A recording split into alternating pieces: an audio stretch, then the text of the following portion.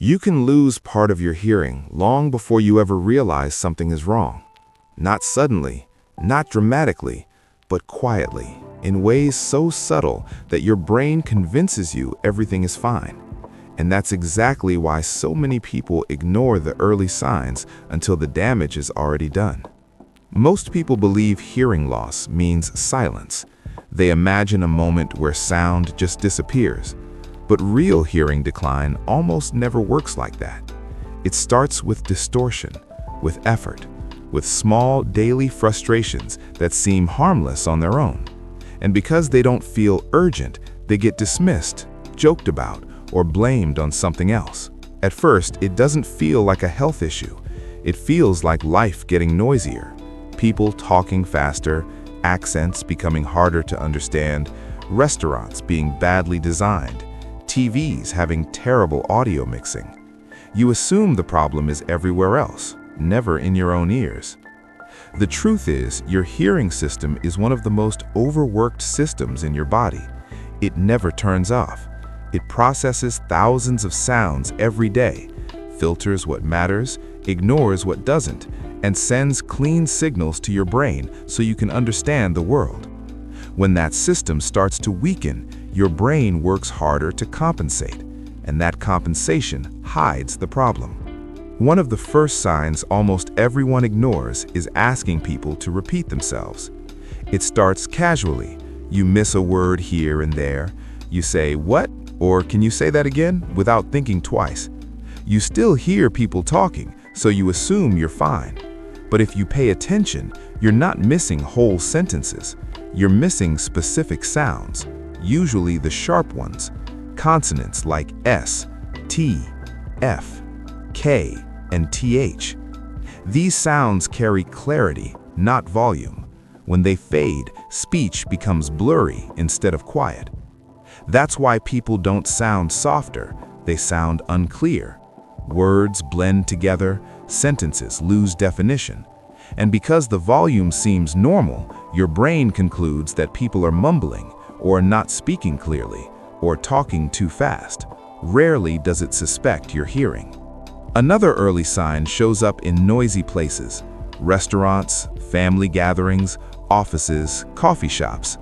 You can hear that people are talking, but following a single conversation feels exhausting. Background noise seems louder than the voice you're trying to focus on. You lean in, you strain, you nod along even when you're not fully sure what was said. This isn't just annoyance, it's your auditory system struggling to separate sound layers. Healthy hearing automatically filters noise from speech. When that ability weakens, everything arrives at your brain at once. The result is mental overload. Conversations that used to feel easy now feel like work. Over time, this leads to something most people never connect to hearing loss: fatigue. If social situations leave you unusually tired, especially after talking with people, that's not random. When sound input is incomplete, your brain fills in the gaps by guessing, predicting, and reconstructing meaning. That constant effort drains energy fast. You may think you're becoming less social or more introverted, when in reality, your brain is trying to avoid exhausting listening tasks. Many people also notice subtle ringing, buzzing, or hissing in their ears. It might come and go.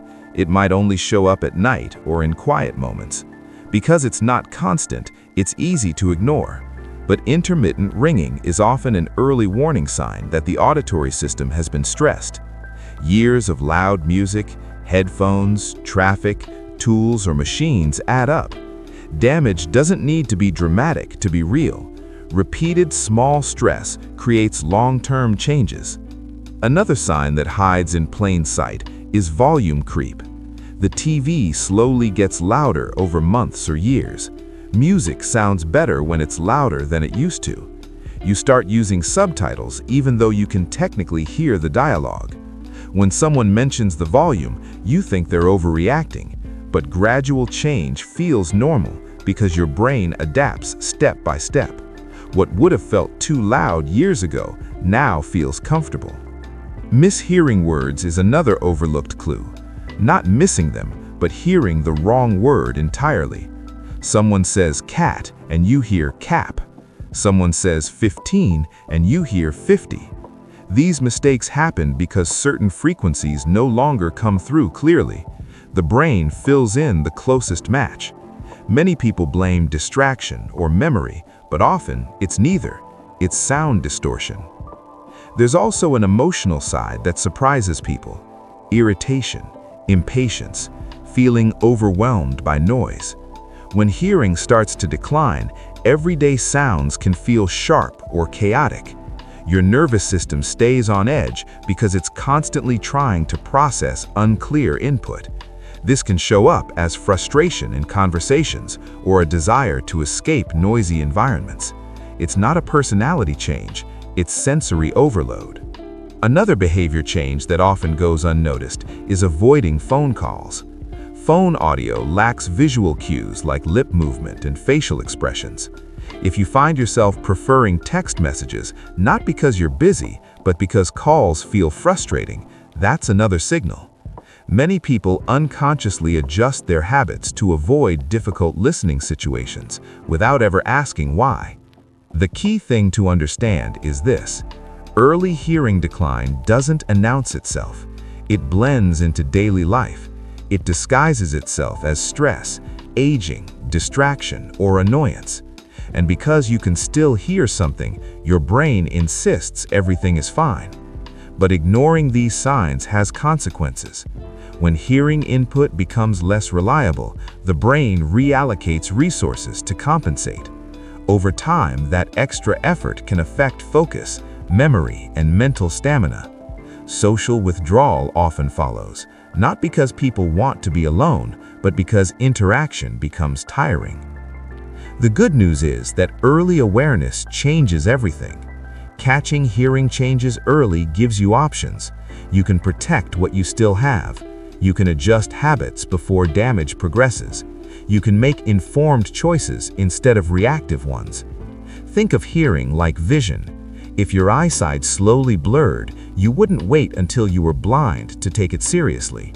You'd notice the strain, the headaches, the squinting. Hearing works the same way, but because the decline is invisible, it's easier to ignore. The most important moment is the first moment of recognition, that quiet realization that something feels off. Not broken, not dramatic, just different. That awareness is not bad news, it's leverage. The earlier you notice, the more control you keep. If any of this sounded familiar, even slightly, don't dismiss it. Pay attention.